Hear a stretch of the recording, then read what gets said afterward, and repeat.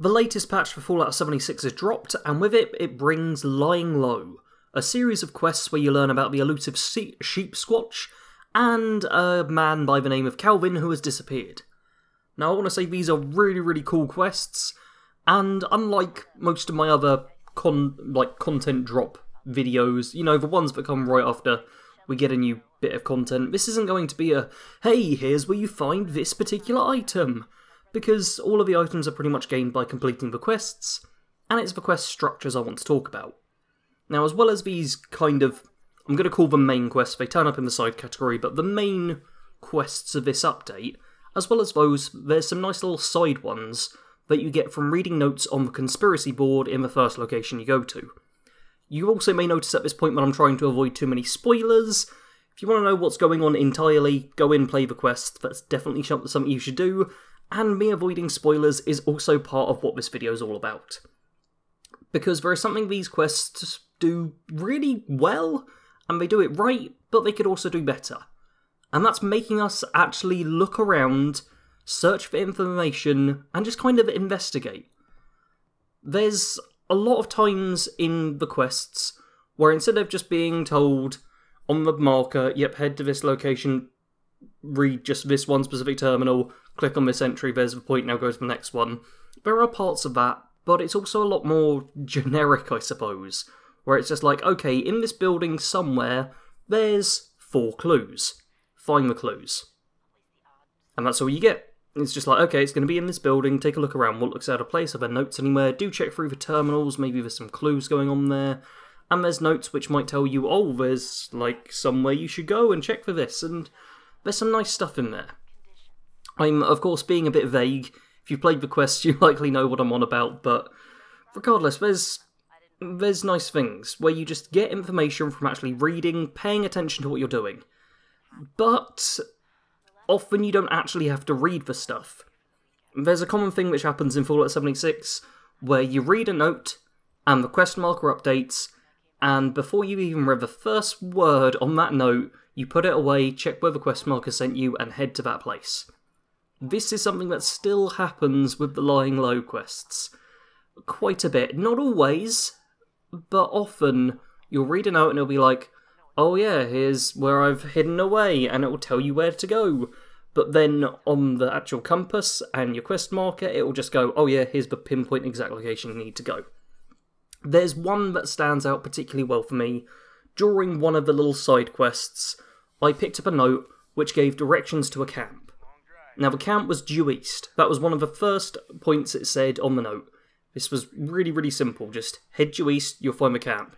Also gave some other kind of directions just as what they call landmarks to look for. The camp was about 5 seconds away due east. Despite that, the game still put a marker showing me where to go. The note explained explicitly where it was. From the point I was standing at where I got the note, I could actually kind of see the camp as well. And yet the game still went, hey, look over here, Mr. Quest Marker trying to get your attention, which wasn't needed. It's a case if you've given all of the information there, it's not that difficult, people should be able to pick up on it.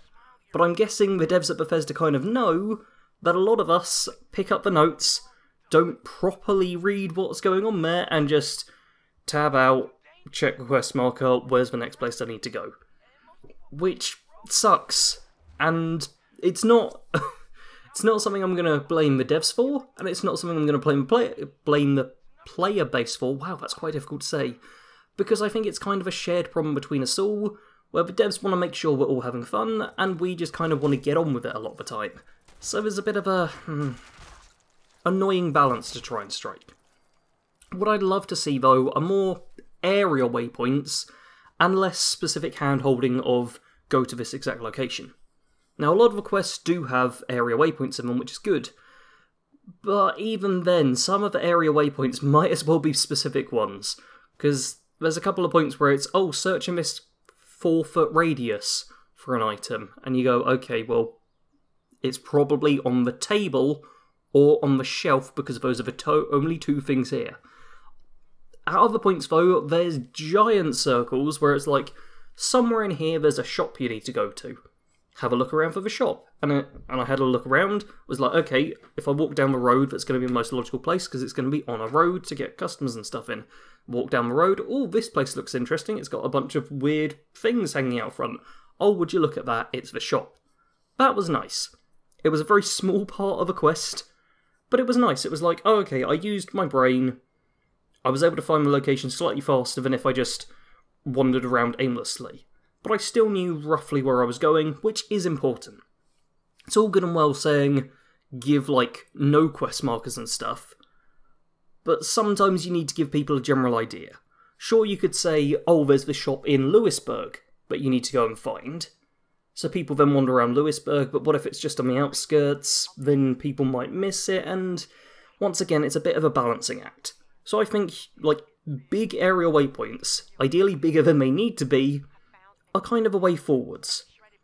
Because even with this being a more investigative quest line, and not just being run here, kill this creature, do that, blah blah blah, it was a lot more, oh, find some information, learn the story, which I loved. I completed it all within a couple of hours. If it required a bit more brain power and a bit more of me working stuff out, then it would have lasted for longer.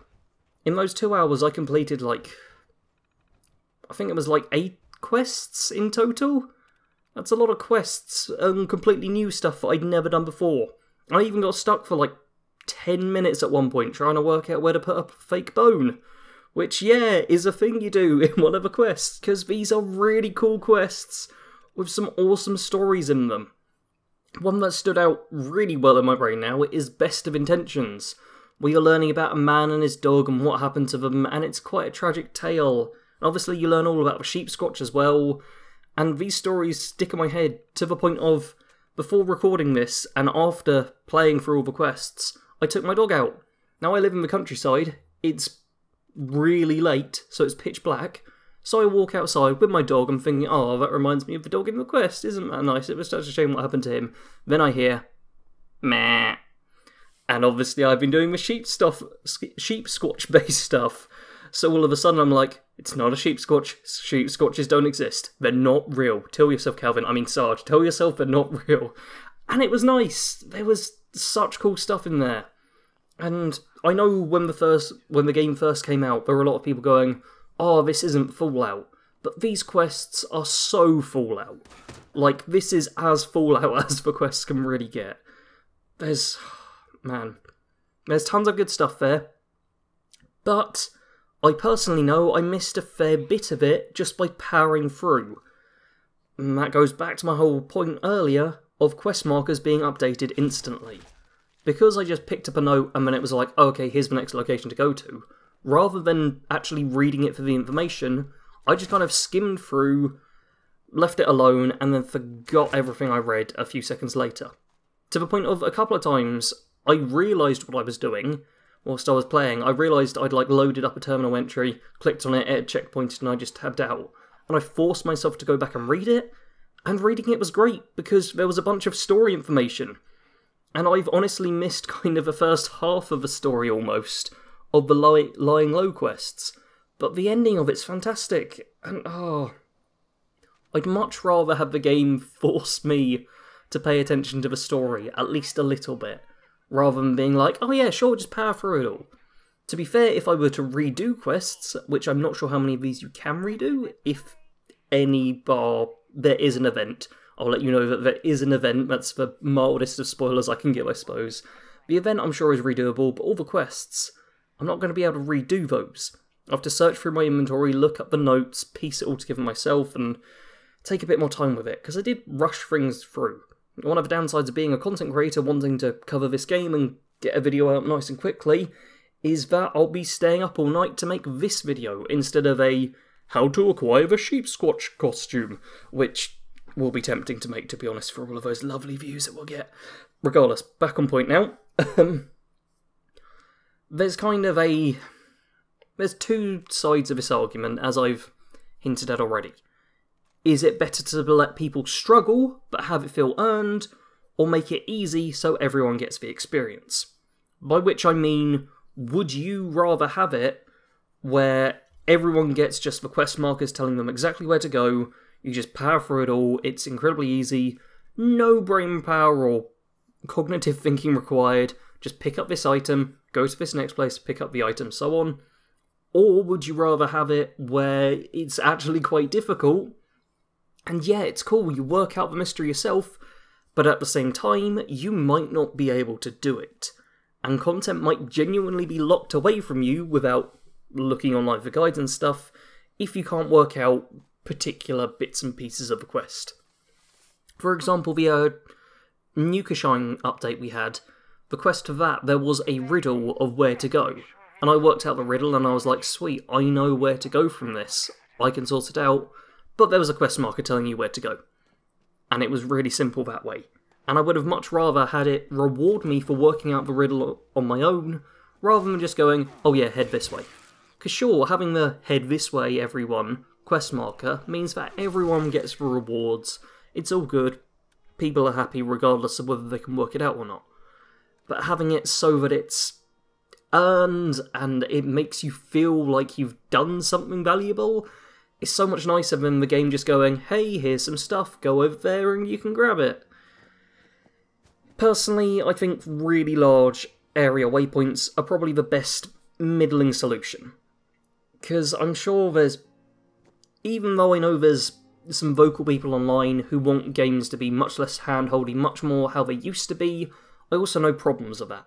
I go back to Final Fantasy IX sometimes, and even then I'm sometimes like, oh, what part was I on? I helped out someone like a month or so ago working out where they were in Final Fantasy VIII, because they hadn't played for like a month or two. And there was no idea, because there's no quest markers or any hand-holding at all in that game. You just have to work out what was going on. So, it's a struggle, because as much people do like to say, hey, no more hand-holding, we don't need this, some people do need it, and if you don't play a game regularly, it's easy to get lost and be a bit overwhelmed if you're not given that helping hand.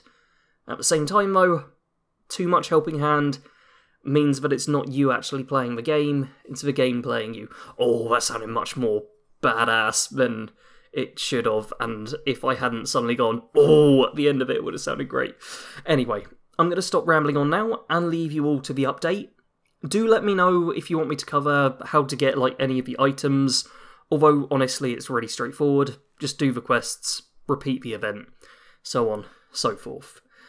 Anyway, I want to thank you all very much for watching. Do leave a like if you enjoyed, leave your own thoughts in the comments. I'll be interested to know who's more on the side of just tell me where to go, I just want to power through it all, and who's more on the side of no hand-holding, grrr, etc.